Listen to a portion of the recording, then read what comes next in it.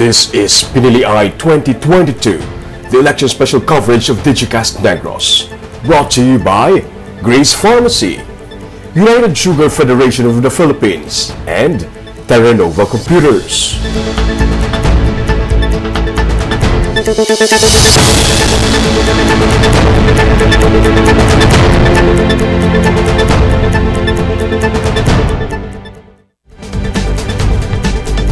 Mayong hapon, Negros, padayon kita diri sa Pinili Eye 2022, ang special elections coverage sa Digicast Negros. Bisan din ka man karon nga parte sa kalibutan, bisan anong oras updated ka na sa mga hitabo sa Negros, bangod tanan, malantaw mo na online. Una kita sa ginkakibot sang iban sa aton ang nangin resulta sang Pinili Eye. May mga incumbent mayors nga naperde sang ilang mga challengers diri sa Negros Occidental. Sa Silay City, nagdaog ang challenger nga si Anay Vice Mayor Judith Gallego kontra sa kay Mayor Mark Goles. Ginpatigayon ng proclamation sini nga hapon. Nagdaog Vice Mayor si Tom Ledesma. Nagapabili naman nga #1 councilor si Ryan Gamboa. Naging close fight naman sa tunga na Mayor Pedro Zayco kag challenger nga si Benji Miranda. Nga anay punong barangay kag karon isa ka barangay kagawad. Wala makalabot sa 300 ang abanse ni Miranda sa kay Zayco. Nalutos man si Vice Mayor Raul Rivera kay Miguel Zayco sa Vice Mayoralty race. Magtandem si Miranda kag Miguel Zayco. Si Mayor Ella Garcia Yulo sa Banwa sa Moises Padilla agad proclaim naman nga tigdaog sa mayoralty race. Si Vice Mayor Ian Villaflor ang nagdaog sa gihapon sa Vice Mayoralty race. Sa Himamaylan City naman daog ang re-election is nga kanday Mayor Raymond Tongson kag Vice Mayor Justin Gatuslao. Sa Victoria City, gin-proclaim naman si Javi Benitez bilang elected mayor sa syudad, uman si Junbi Bantog bilang vice alkalde. Sa Banwa sang Candoni, gin-proclaim si Ray Ruiz nga duly elected mayor sang Banwa. Vice Mayor naman si Cicero Borromeo. Na-proclaim naman si Mayor Jerry Rojas bilang tigdaog sa mayoralty race sa Banwa sang Murcia. Si Mayor Marvin Malacon sang EB Magalona ang na-proclaim naman siya ang po sa Escalante City. O kung sa Escalante City, dako ang biya ni Mayor Melesio Yap Jr. sa challenger nga si Eddie Montero nga sadtuan ay nagserve man nga alkalde sang syudad.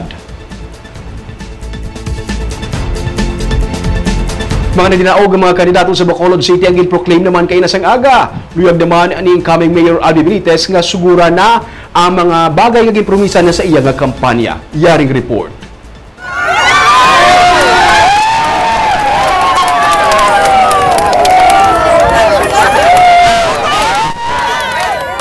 Sa pag-abot pa lang ni incoming Mayor Albi Benitez, nagahinugyaw na mga supporters nga nangulat siya sa guwas ng Bacolod City Government Center. Sa iya naman unang pagsunod sa BCGC bilang incoming mayor, mas nagtusog pa niya ang hinugyaw sa mga supporters.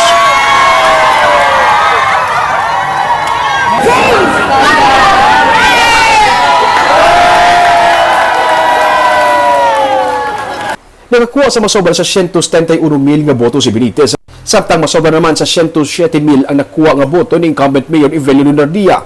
Sunod sa kay Benitez, ini ang mga tao sa Bacolod nga luyag magdala sa pagbago sa syudad. I was expecting the people to vote for kung sino ang ilang ginahandog na makadala sa pagbago sa Bacolod. And that's what happened. Plano naman niya magtukod sa transition team nga amo ang magalantaw sa mga records sa Bacolod kag luyag naman suguran ang mga ginpangako niya sa mga Bacolod noon sa nagakampanya siya. The next problem will be execution. So, natin ma-execute. We have to form. We're looking at forming a transition team para at least to coordinate sa current administration that hopefully tanan nga mga ginahimo nila, they don't do anything funny. Let's have a smooth transition so that we can work properly. Sa proclamation, yara man ang misis ang incoming mayor nga si Nikki Benitez. Pila man siya kuno kagabi nga hindi makatulog bangod ang iya anak nga si Javi nagapapili man nga mayor sa Victoria City. How was the experience? Yeah, pagod. Very tiring. But After it's all? all worth it. Of course, all worth it. Meron mga sleepless nights, ma'am. Oh yeah, so many sleepless. Stressful nights. Stressful nights. Before this, hindi pa nakatulog, ma'am. Prior to this, Hindi masyado. Konti lang yung tulog namin. Sa proclamation, kumpleto ang tanan nga mga nagdinaog. Si Thady Saison nga number 1 councilor, ginasundan Ananday Israel Salanga, Cindy Rojas, M. Ang, Al Espino, Vladi Gonzales, Jason Villarosa, Calao Pontevelia, Simpol Distrito, Celia Flor, kag Pausi. Yaraman sanday incumbent Vice Mayor El Cid Familiaran, kag incumbent Congressman Greg Gasataya, kag incoming Mayor Albi Benitez. Samtang ang mga nagdilaog naman ng mga konsihal sa idalom sa Grupo Progreso ang handa nga magserbisyo nga wala na sang kolor. Ginakasubo ng re-elected Councilor Israel Salanga, Cindy Rojas kag M. Ang, upod sa iban pangangin madinalagon nga Grupo Progreso candidates nga napaslawan ang pila sa ilang mga kaupdanan sa resulta sa local elections. Nabato nila kag ginarespeto ang desisyon sa mga bumuloto kag nagapasalamat man sa suporta sa ilang nangin kadalagan. Suno sa ila, napamatudan na nila ang serbisyo sa Bacolod noon gani handa sila nga magpadayon sa pagtrabaho nga wala sang kolor kaupod sa mayorya sang katapos ang asenso Bacolod. Kabahin sa re-elected GP candidates and Vice Mayor El Cid Familiaran kag Councilor Renesito Novero. Office because of the people of Bacolod. No? So we work without colors. We serve the people of Bacolod without color. So kung kinahanglan trabahoon, amo na iyang obligasyon para sa pumuluyo sa Bacolod. No? We whatever committee that will be given to us, no, we will try our very best to work sa masarangan man namon. I don't mind kung para na sa kayuhan, wala yung problema sa suna. Kita magtrabaho lang man ta. During the times of pandemic, gani, it was not about partido. Ito yung kikabuhay na naman yung nakarisgo. Yung trabaho naman ito doon, narisgohan naman kayo. Basta sa kayuhan, saan pa kung ito yung problema?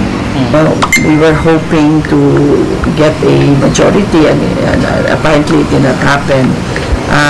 Siyempre, we were working as a team all throughout the campaign. So, at the same time, it is also disheartening in a way. How is Magpamilya nga tandem naging madinalag-on sa pila ka mga barwa kag syudad sa Negros Occidental. May mag-asawa, mag-utod, mag-iloy kag mag-amay. May report si Barbara Mijares. Naproclaim na si Mayor Romayla Nicor Manggilimutan bilang duly elected mayor sang Banwa sang La Castellana. Nagdaugma ng iaamay nga si Alberto Nicor Jr. bilang vice mayor sang Banwa. Sa kaiping naman nga Banwa sang Isabela, mag-iloy nga Montilla ang nagdaog. Ginproclaim na si Mayor Irene Montilla nga tigdaog sa mayoralty race kagang iya naman nga anak nga si Juan Miguel sa vice mayoralty race.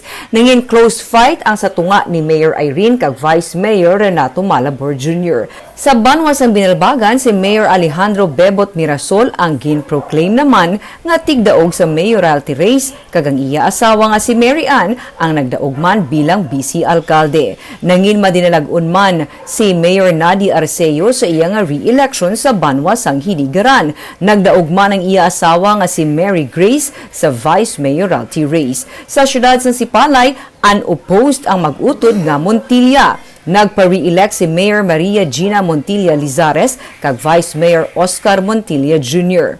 Ang mag-utod nga Alvarez sa Banwa sang Ilog unopposed man. Nagpa-re-elect si Mayor John Paul Alvarez kag amuman si Vice Mayor Genaro Rafael Alvarez.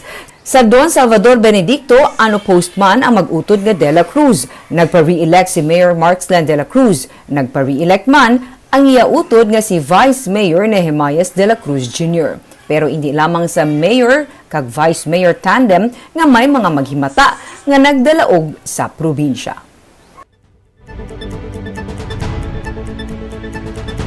May tatlo naman ka mga congressman sa Negros Occidental nga ginpang proclaim na. Una nga ginproclaim sa Provincial Board of Canvassers ang tagdaog sa congressional race sa 3rd District nga si Representative Francisco Kiko Benitez. Ginproclaim man si Mayor Alfredo Marañon III bilang tigdaog sa congressional race sa 2nd District. Siya ang unopposed. Sining hapon ginproclaim naman si Attorney Dino Yulo nga tigdaog sa congressional race sa 5th District. Ginlutos niya si Representative Barilo Arroyo sa boto nga 118,558 kontra 76,115 ni Arroyo. Labing nagpasalamat siya sa suporta nga nahatag sa iya. Iganuso man ni Yulo ang pagbalik sang One Island Region. Nag-concede naman si Arroyo sa kayulo.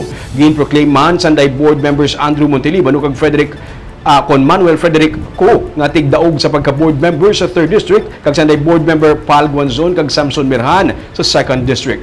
Para na pag-convene sa Provincial Board of Canvassers kag ginapaabot ang dugang nga mga proclamation sunod sa kay Acting Election Supervisor Roberto Salazar naging mataway kag balinong ang piniliay sa probinsya. Parayon pa nga ginapatod kun bala election related ang natabo nga pagpatay sa isa ka manunudlo sa Himamaylan City.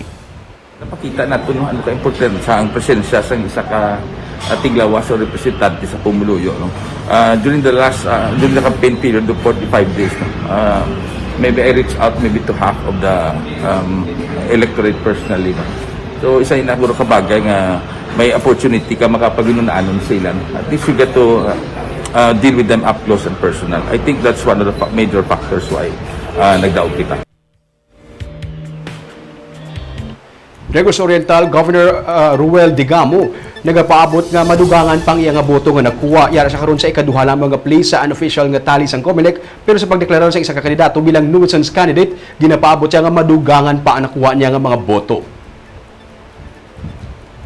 Almost 98% na nakuha sa COMELEC nga election return sa probinsya sa Negros Oriental. Kag base sa partial unofficial result, ang nagapanguna sa pagkagobernador amo si Bayawan City Mayor Henry Teves nga nakakuha sang 296,633 votes. Nagapangduwa sa incumbent governor Ruel Digamo nga may 277,143 votes naman.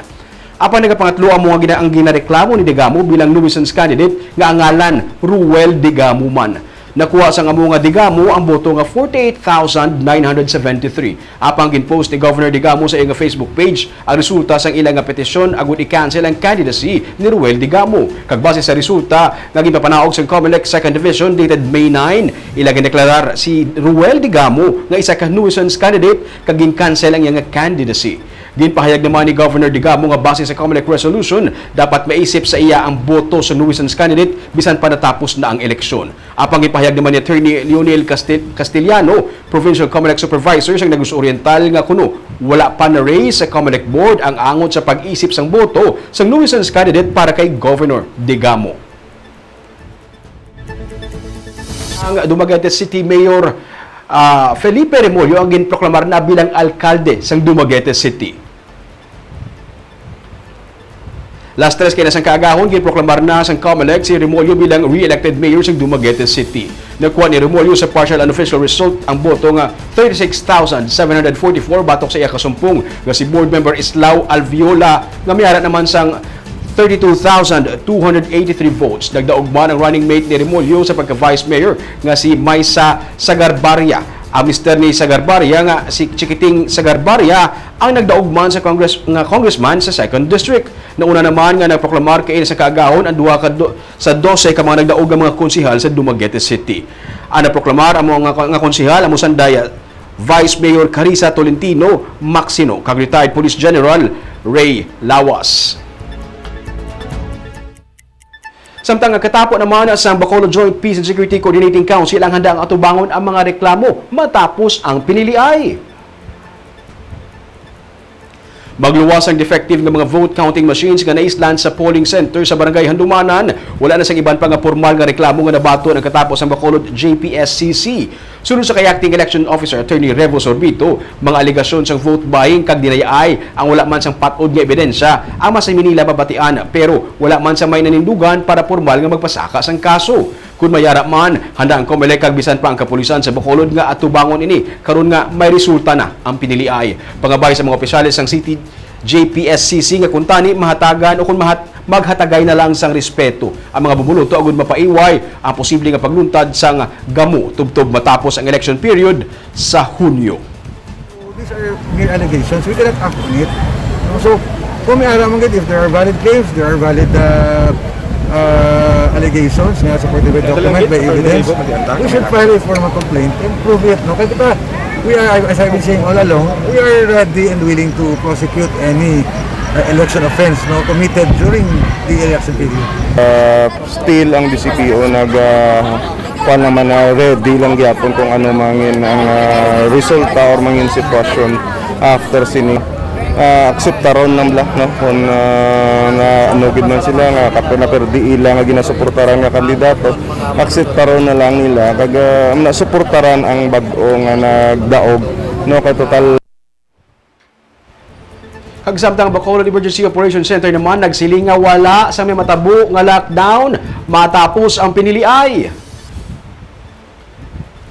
Wala sang mando gikan sa Department of Health para mag-mass testing makaligad sa piniliay. Kani sunod sa kay Dr. Edwin Miraflor, officer in charge sa City Health Office, nga wala man sang rason para magpatuman sang lockdown. Nagapabilin sa Alert Level 1 ang Bacolod, pero nagapangabay ang opisyal sa Emergency Operations Center nga padayunon ang hugot nga pagpatuman sang minimum health protocol agud mapunggan ang posible pagluntad sang surge o kundiwat nga pagsaka sang COVID-19 cases.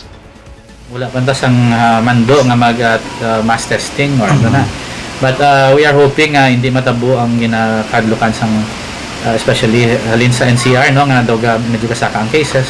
We hope that it will not happen here in our city, and we hope that all necessary precautions have been made by our voters, our mga supporters sa mga political parties nga nagdalagan sa Bacolod no ang paghimo sa minimum health protocol sa aton nga mga rallies para hindi kita maapektuhan sa COVID-19. Kaagini ang pinili ay 2022 ang election special coverage ng Digicast Negros. Ako si Romeo Subaldo, mayong hapon. This is Pinili Ay 2022, the election special coverage of Digicast Negros. Brought to you by Grace Pharmacy, United Sugar Federation of the Philippines, and Terranova Computers.